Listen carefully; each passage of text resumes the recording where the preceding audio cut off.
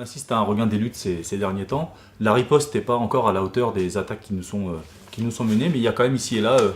quelques bagarres suffisamment importantes pour qu'on les note. Il ne s'agit pas de faire une liste pour dire, voilà, essayer de se rassurer, mais de comprendre que depuis quelques semaines, il y a des bagarres qui sont importantes. Il y a eu celle d'IKEA, qui a été une grève et qui est toujours un mouvement important sur la question des salaires. Pas forcément là où on l'attendait le plus, c'est-à-dire dans le commerce. Il y a d'autres bagarres comme les professeurs dans le 93 qui sont partis un petit peu de la base. Il y a les luttes toujours qui continuent sur les licenciements, puisque ceci reste important. Il faut noter ce qui vient de se passer à Philips, où justement le tribunal a validé le plan de licenciement de l'entreprise. Alors c'est que partie remise, la lutte devra continuer, mais ce qu'il faut comprendre, c'est que par exemple à Philips, les travailleurs ont réussi un petit peu à sortir du cadre propre à l'entreprise et à populariser leur bagarre au maximum. Ces licenciements continuent dans d'autres entreprises, comme celle de PTPM ou Sodimatex, qui appartiennent au groupe Trèves en Champagne-Ardenne et dans l'Oise, qui sont des groupes qui sont des groupes capitalistes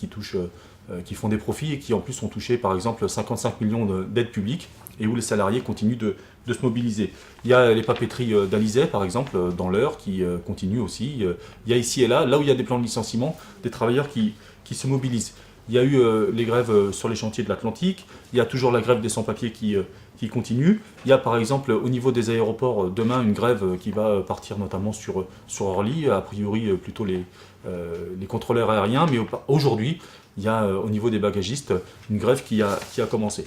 Il y a sur la Poste par exemple, nous on reçoit pas mal d'informations et on a des camarades qui nous tiennent au courant, des grèves qui partent sur les bureaux de poste, qui sont notamment des grèves contre les réorganisations, contre les suppressions de postes, et qui sont des grèves qui partent tout de suite sur plusieurs jours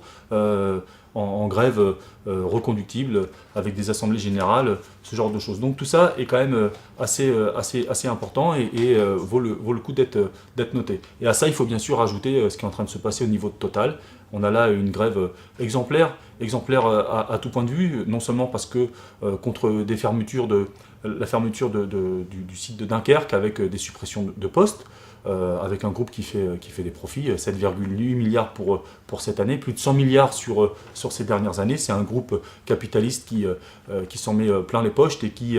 n'a qu'un objectif, fermer un site pour pouvoir maintenir un niveau de rémunération important pour ses actionnaires. Mais ce qui vient de se passer avec la grève qui suit dans les autres sites, extrêmement importante, c'est un cas de solidarité tout à fait juste et qui ne peut donner que du courage et redonner envie à ceux qui ont envie de se bagarrer et de montrer que justement il n'y a rien d'inéluctable. Donc la grève de Total montre que la solidarité existe toujours, que le gouvernement voudrait nous faire les uns contre les autres, nous expliquer que chacun doit travailler plus pour gagner plus dans son coin, alors que par ailleurs le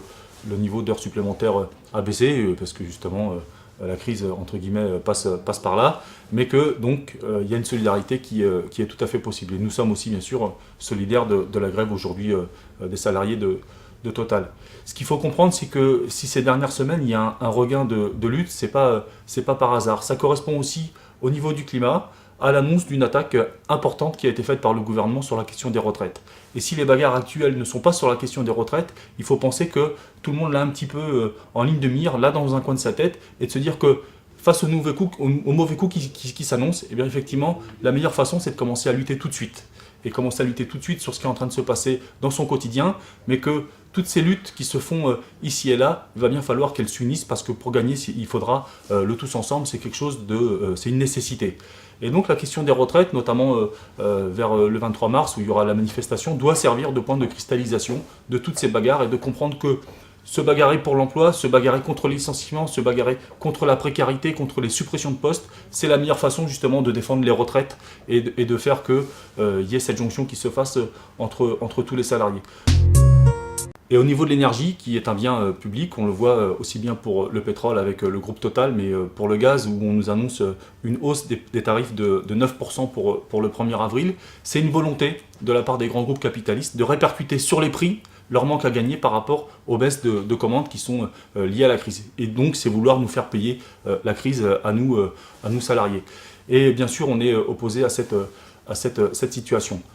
Face à tout ça, eh bien, il faudrait exproprier des grands groupes comme Total, remettre sous contrôle public cette entreprise,